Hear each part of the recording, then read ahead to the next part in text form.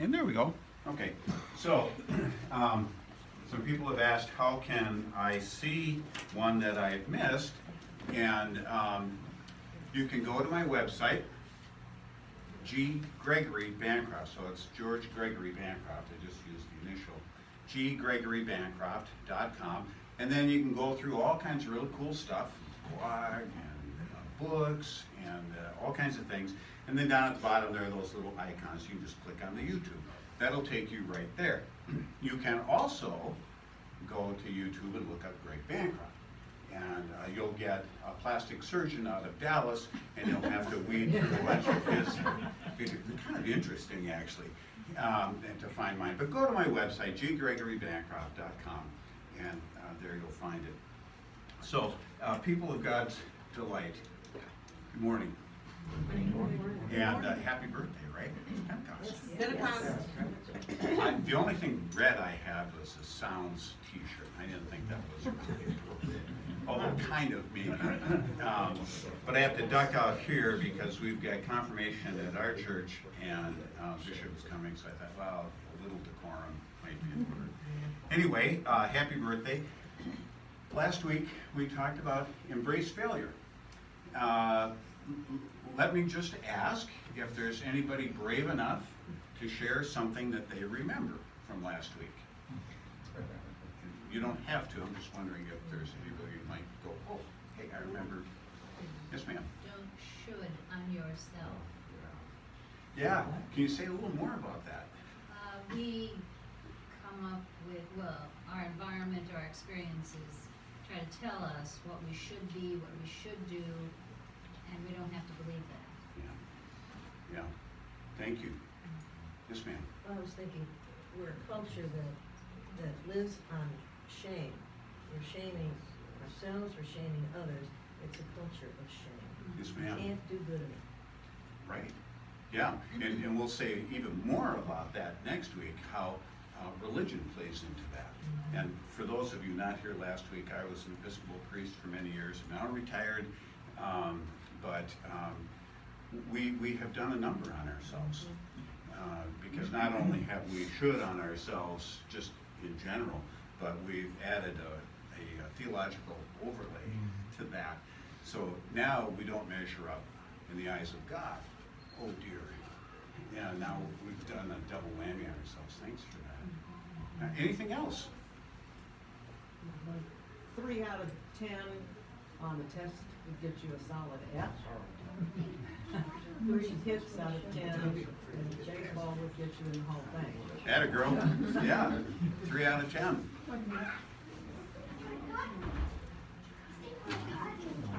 Oh, thanks. Okay. So 3 out of 10 would probably get you an F in class. 3 out of 10 would probably get you into the Hall of Fame if you had 3 hits out of 10.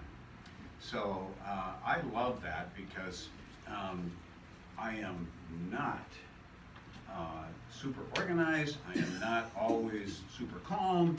I'm not super rational. I have a very active limbic brain that responds like that sometimes. So I have to work at that. So I always remind myself, 3 out of 10. Thanks for that. We talked about embracing failure because, like 3 out of 10, we talked about progress, not perfection. Do you remember going from a 250 hitter to a 300 hitter? Remember that little conversation? Just takes one more hit per week. It's not a lot. Progress, not perfection. And we talked about some stats. The hardest thing in all of sports is to hit a round ball with a round bat. Remember seeing that little circle on the baseball with the sweet spot, and lining up those 2 sweet spots and trying to put it where someone isn't standing? Remember we talked about the pitching? Used to be in the old days, you would tell the pitcher where you wanted the ball, like you're playing wiffle ball with your kids. Now the ball is coming at you almost 100 miles an hour. It takes half a second to get to you. And it's in a space basically from your belly button to your knees and 17 inches wide. Picture a carry-on suitcase. And it's going down, it's going up, it's going in, it's going out, sometimes it's floating. And you have half a second, 1-1, 1-1 to make contact. So you've got to decide that you're going to hit this ball, rotate your hips, extend your arms, roll your wrists, line up those two sweet spots, and then put it where nobody's standing. How does anybody ever do that? Let alone 3 times out of 10. Yeah, it's really hard. So we looked at and Babe Ruth, right? Home run king. Everybody know his record stood for decades. He was also a strikeout king. 5 separate seasons. Major leagues. He led the major leagues in strikeouts. If you're not swinging for the fences, you're not going to strike out. If you are swinging for the fences, you're probably going to strike out. We talked about some definitions. Shame is not that you're a bad person or that you've done anything wrong. It's that you don't measure up. This feeling is, I don't measure up. I'm not good enough. Okay, I can't please other people. I don't deserve my accomplishments. That's the sense of shame. Shame triggers, right? Situations happen, and that shame kicks in. You don't need your older brother around telling you what a loser you are. You've got that voice in your head, right? This is the should. We should on ourselves. We did some messages. What did you hear growing up? What did it mean to be a little girl, a little boy? We had tough, breadwinner, sexy things. Don't cry, be brave. Girl, be sweet, be pretty, be nurturing, all that. And what we do is set ourselves up for disappointment later on, because you can't be these things all the time. And when you're not, then the should is, I'm not good enough. So we end up shaming ourselves in the process, and that's the shame culture you were talking about. Good news there, folks, that's learned behavior. That's cool, because if that's learned behavior, we can learn something else, right? We can learn something else, and we're going to talk about that today and throughout this session. Stinking thinking kicks in, right? Oh, I'm not good enough, I don't deserve this, all that kind of stuff, which is different from guilt. Guilt is an appropriate emotion, because it means you hurt somebody and you got to do something about it. That's okay. Shouldn't last more than a minute, should get you to do something different. Okay, guilt is okay. And we talked a lot about Little League affirmation. Remember the 3 C's: I'm capable, I'm confident, I'm okay. And I gave you my little formula: think, feel, say, do. Even if we can't label a feeling, we can experience what's going on in our body.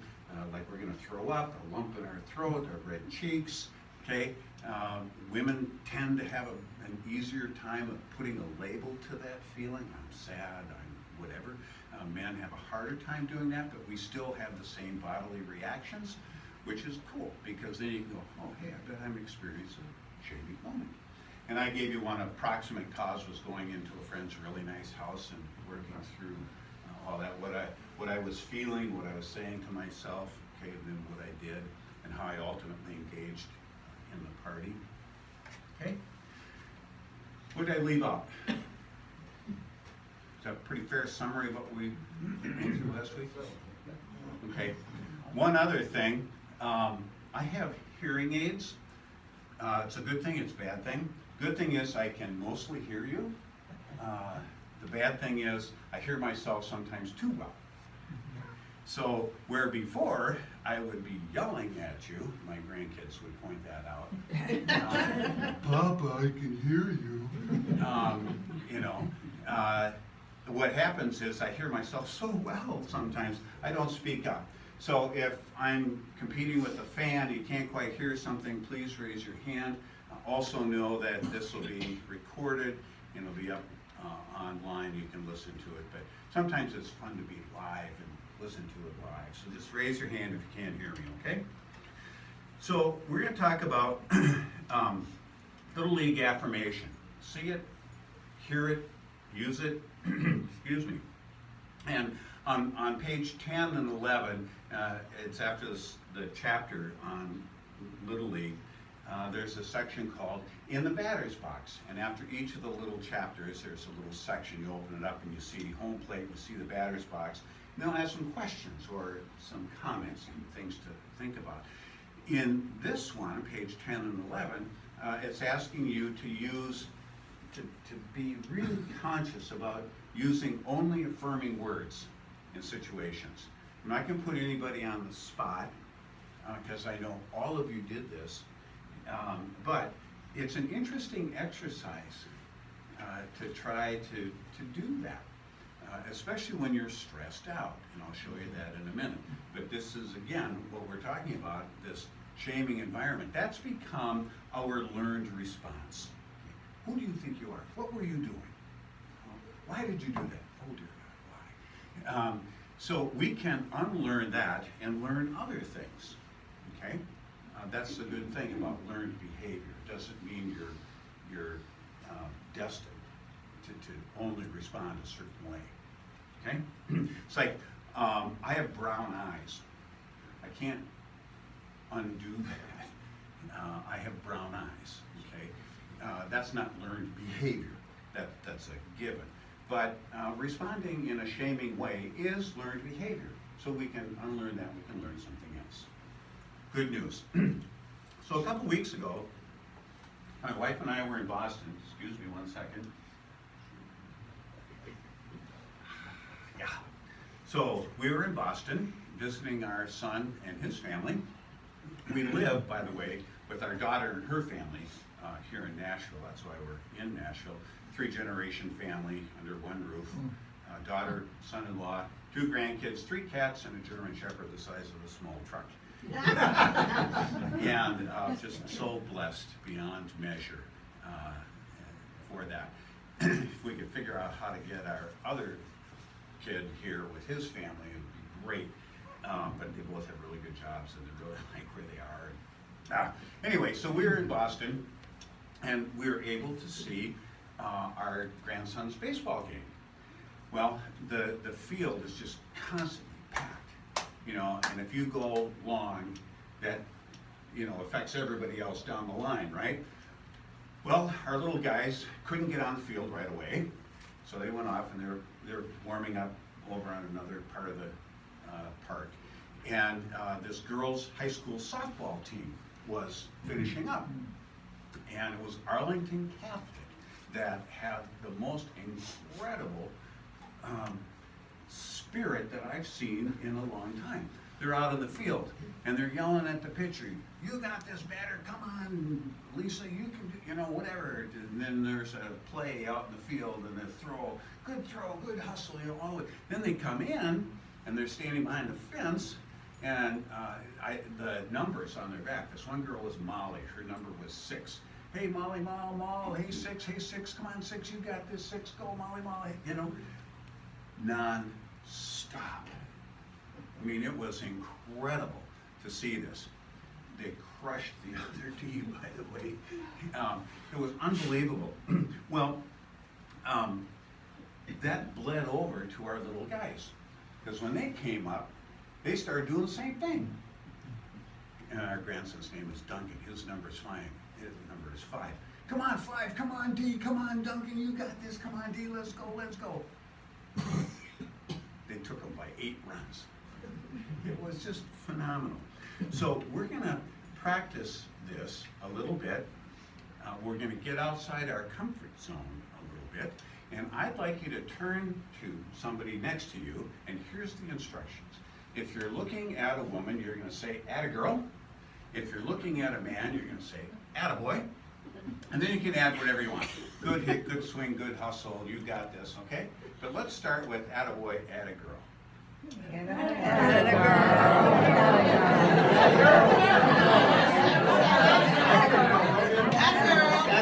atta-boy, you got this. Good hustle, atta-boy, atta-girl. High five, atta-girl, atta-boy, you got this. Atta-boy, atta-girl. All right. You know what? Thanks for being so playful with that. And first thing on a Sunday morning, dear God, thank you. I'm ready to batter up. Attaboy. All right. So those good vibes fill the room, and they just kind of hang there. I've done this in large auditoriums with hundreds of people, And it's like it echoes. It kind of keeps reverberating throughout the room. And people have told me later in the week when they came back in, they smiled when they remembered that. And I said, how about that? Those little league affirmations somehow stay with us. And that's a good thing, because we can build on that. So remember we said that we can feel shame in our bodies. Okay? Likewise, we can feel affirmations in our bodies. The stiff neck goes away. The leg cramp goes away. We seem to stand a little more upright, okay? Breathing is easier. So what happens when you don't have that little league affirmation experience, okay? Let me give you a few examples. This is from my counseling practice.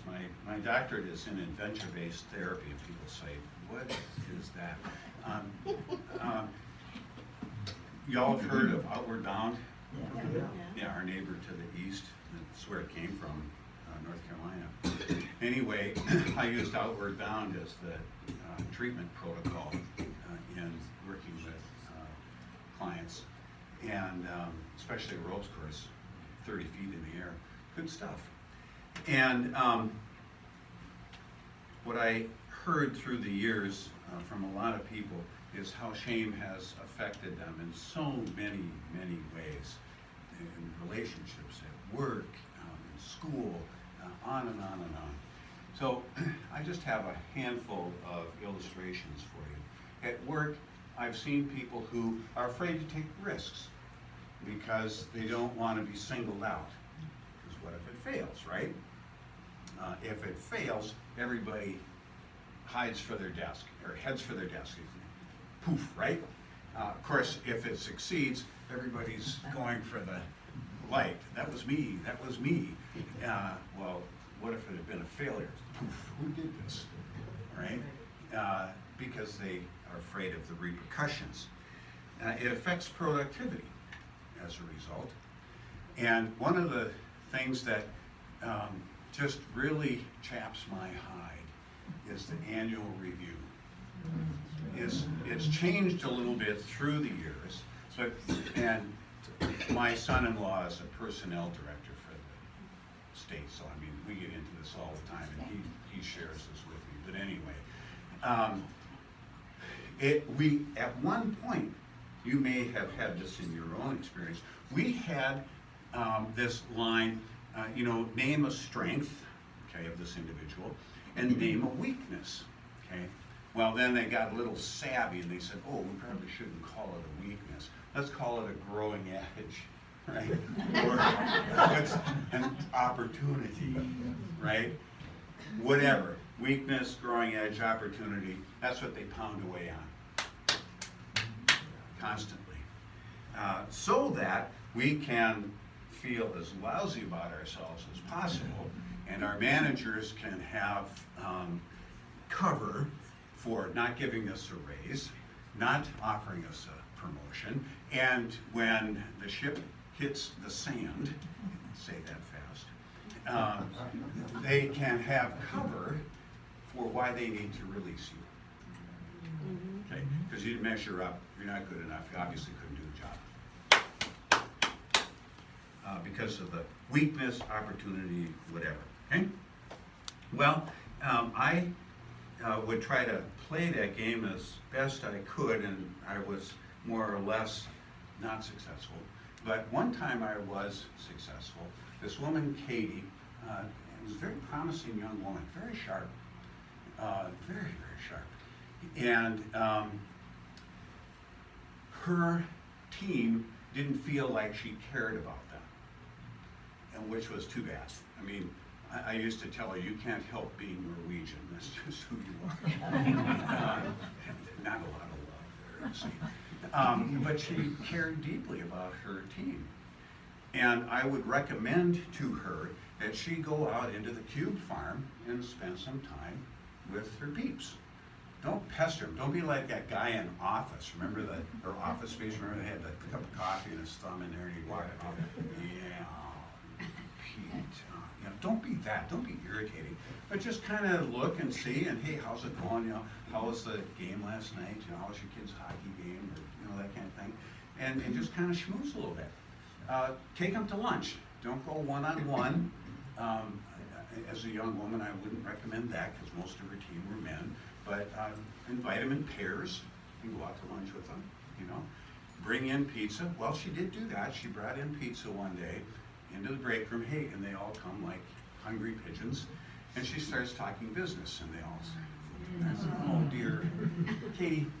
Anyway, what I said was, her growing edge was, she cares so much about her team that she often works long hours. Okay. Now we had this fantasy that we cared about work-life balance, right? But work-life balance just makes it sound good, right? They really don't care about work-life balance, because when I said she was working really long hours, they went, "Yeah, girl."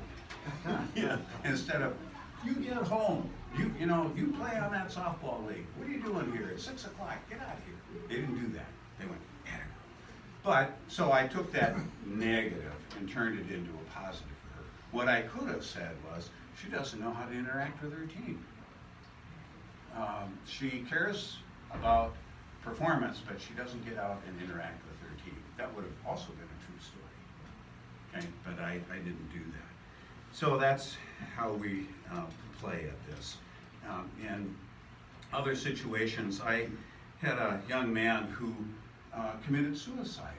He had his dad's name. His dad was a very famous man, very big name in the community, and Junior was always being compared to him, but he didn't have his father's political savvy or his drive or charisma and all of that, even though he had his name. And he killed himself. I talked to a baseball coach of a D1 school who had recruited this kid who was just phenomenal, got him a scholarship, I mean the whole bit, didn't show up for camp. He called and he said, "So what's up?"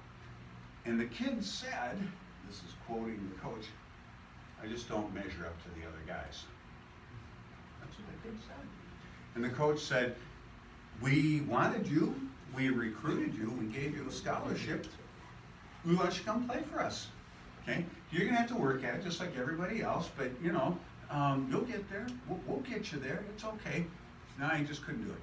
So he threw away first-class education and a very promising baseball career because of shame. Had a married guy who finally was divorcing his wife after many years. He said, "I just can't take it anymore." And what he couldn't take was her constant sabotage with her affairs, with her buying things that weren't budgeted. I mean, just on and on and on. She grew up in such a horrible situation, physically, sexually abusive situation.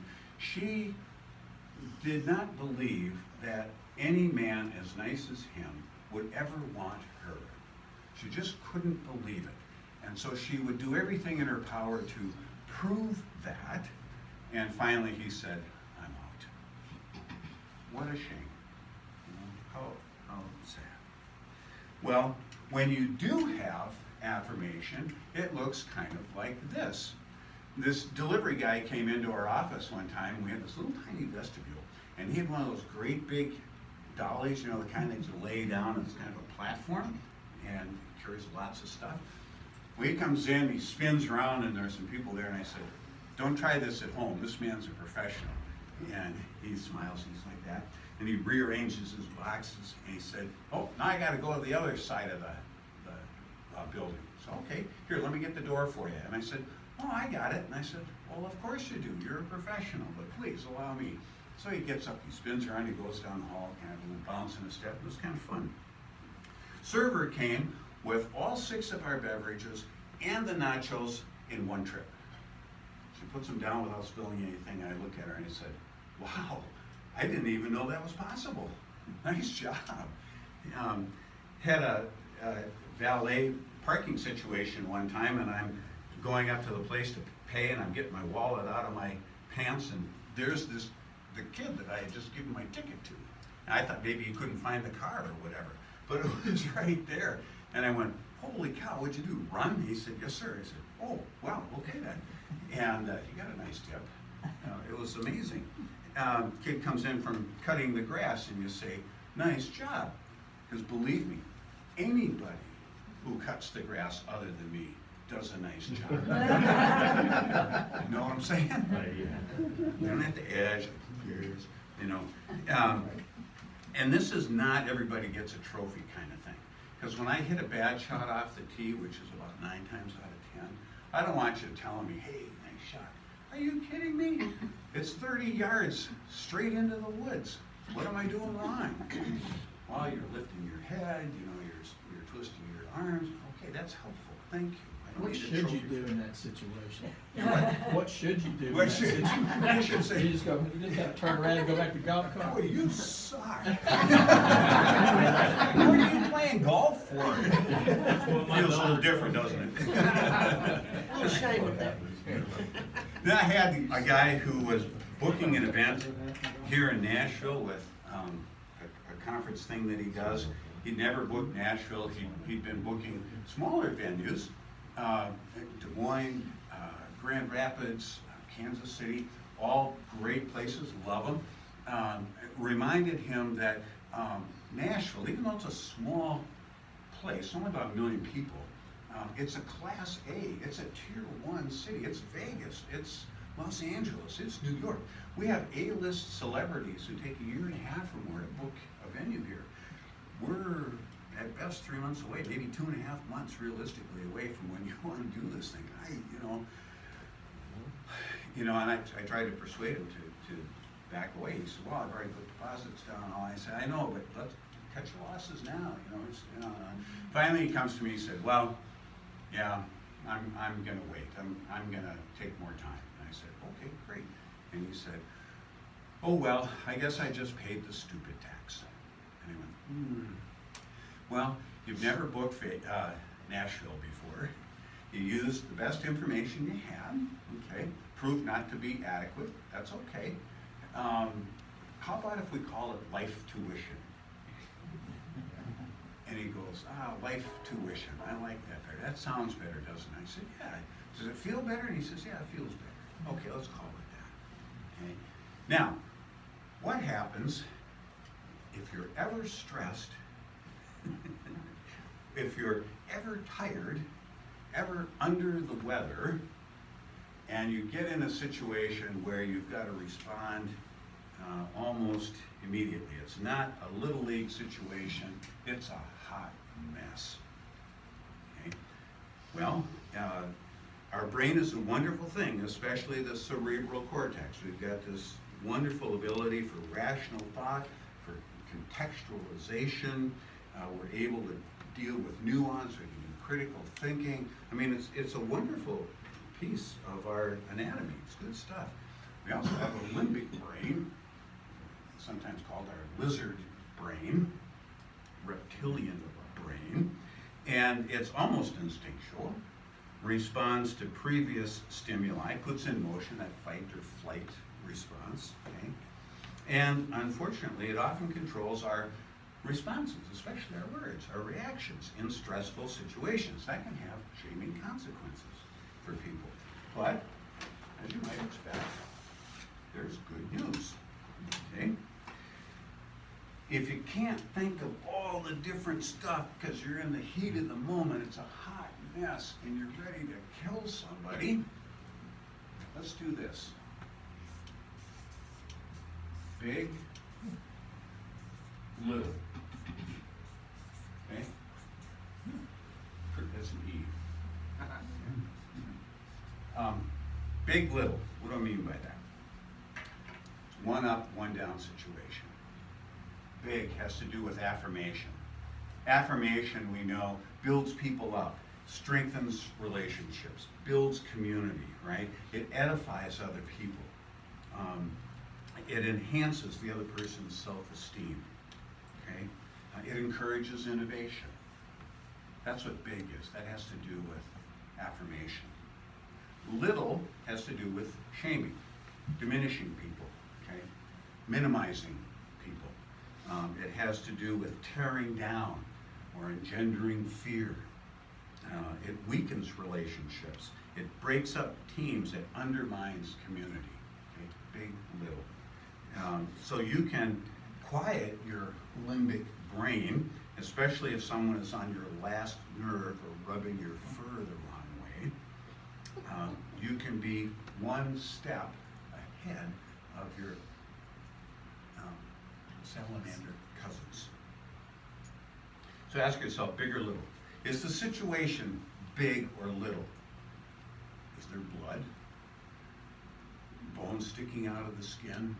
Somebody hurt? You see the escalation? Yes or no? That will determine your decision tree. No, no blood, no bones sticking out.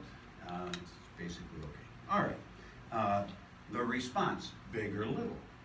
Now, what are my words and actions going to do? Are they going to shrink somebody else? Just to make me feel stronger, make me feel powerful, put the other person down so I can be up? Is that what my responses are all about? Or am I working toward a solution? Okay. Am I going to honor their being? And I used to say this a lot. I did a lot of youth work through the years. And parents would always bring Junior in because he or she is the problem. And, ooh, no. Junior is a reflection of the problem. And I would say, please don't use the word why with teenagers. Their cerebral cortex isn't attached yet. It's bouncing around in there with a whole bunch of chemicals that would kill you or me. Okay? They don't know why. They really don't.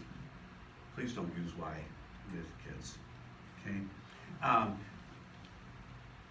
But it doesn't stop with kids. I mean, I was at Timex, I was working in this sports division, trainer, and I had to create this report out of 8 separate reports. I had a great big piece of tagboard. You all remember the tagboard thing? Great big piece of tagboard, and I had printed out 8 separate reports with a little tiny circle around a little tiny cell drawn into others, just as an illustration. All of these reports are telling us that sales were down. Around the world, sales were down. Okay? One more report is not going to change that. It's just going to give us another way of telling us sales are down. I sent out the wrong information at one point to worldwide sales force. Vice President comes storming up. What the hell are you doing? What? Is that okay? So, because that's what he said. And, who do you think you are? Don't you realize this is a worldwide sales organization? It makes our department look stupid and on, and why did you do this? Why? And I said, well, I guess because I'm an idiot. And it stopped him, and he looked at me and goes, oh. No! Okay, that mollified him. Okay, you're an idiot. Wow, all right. So when things are a hot mess, and you're thinking big or little in terms of response, in terms of consequences, okay, think of using an I statement. Do y'all remember I statements? What I'm saying about that? An I statement, when we're tempted to lash out with our limbic brain, if we can just stop, big little I statement. It'll give us a couple seconds before we cut somebody to pieces, right? An I statement. I feel, when I see blank, I feel blank. This is a true story. There was a couple that I was working with who learned how to practice this. They got into a big fight, and this is, I'm tired of this, we gotta do something about this, and I came in. And she and he had, he made a lot of money, but he spent a lot of money. And she said, when I see you buy scuba gear that wasn't budgeted, I feel sad, because we didn't talk about it. Okay?